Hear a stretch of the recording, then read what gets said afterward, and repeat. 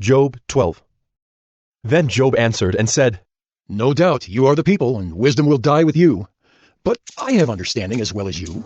I am not inferior to you. Who does not know such things as these? I am a laughingstock to my friends. I, who called to God and he answered me, a just and blameless man, am a laughingstock. In the thought of one who is at ease, there is contempt for misfortune. It is ready for those whose feet slip. The tents of robbers are at peace, and those who provoke God are secure, who bring their God in their hand. But ask the beasts, and they will teach you, the birds of the heavens, and they will tell you, or the bushes of the earth, and they will teach you, and the fish of the sea will declare to you. Who among all these does not know that the hand of the Lord has done this?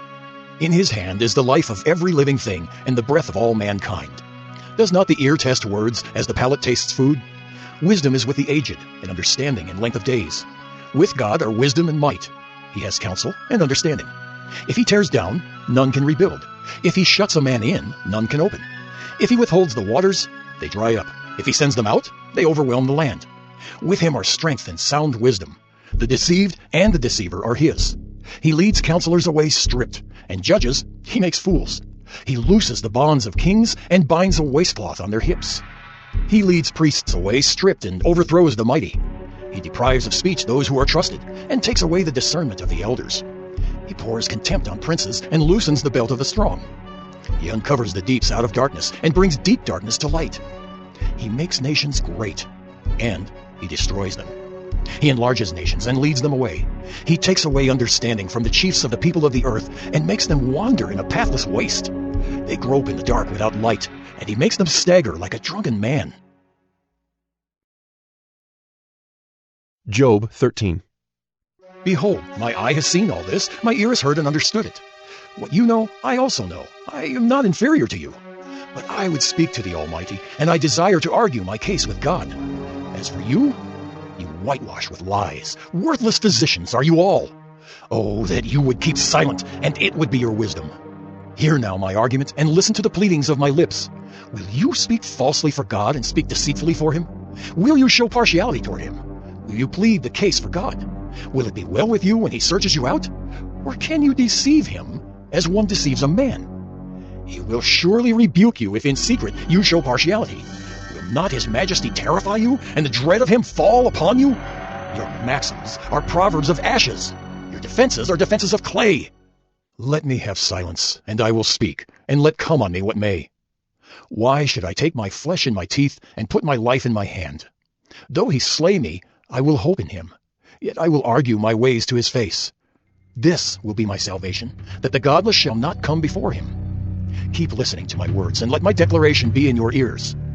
Behold, I have prepared my case. I know that I shall be in the right. Who is there who will contend with me? For then I would be silent and die. Only grant me two things, then I will not hide myself from your face. Withdraw your hand far from me, and let not dread of you terrify me. Then call, and I will answer, or let me speak, and you reply to me. How many are my iniquities and my sins? Make me know my transgression and my sin. Why do you hide your face, and count me as your enemy? Will you frighten a driven leaf and pursue dry chaff? For you write bitter things against me, and make me inherit the iniquities of my youth. You put my feet in the stocks, and watch all my paths. You set a limit for the soles of my feet. Man wastes away like a rotten thing, like a garment that is moth-eaten.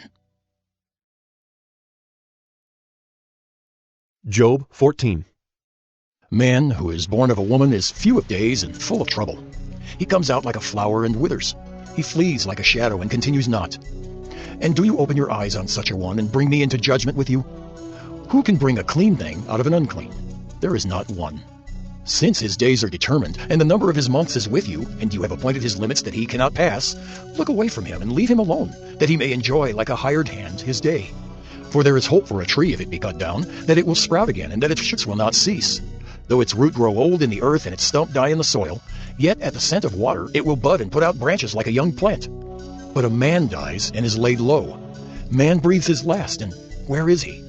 As waters fail from a lake, and the river wastes away and dries up, so a man lies down and rises not again. Till the heavens are no more, he will not awake or be roused out of his sleep. Oh, that you would hide me in Sheol, that you would conceal me until your wrath be past, that you would appoint me a set time and remember me. If a man dies, shall he live again? All the days of my service I would wait till my renewal should come.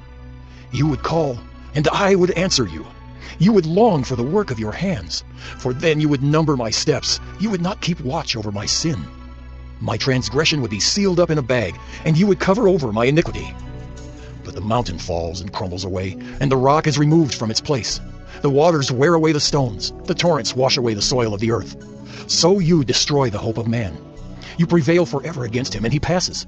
You change his countenance and send him away. His sons come to honor, and he does not know it. They are brought low, and he perceives it not.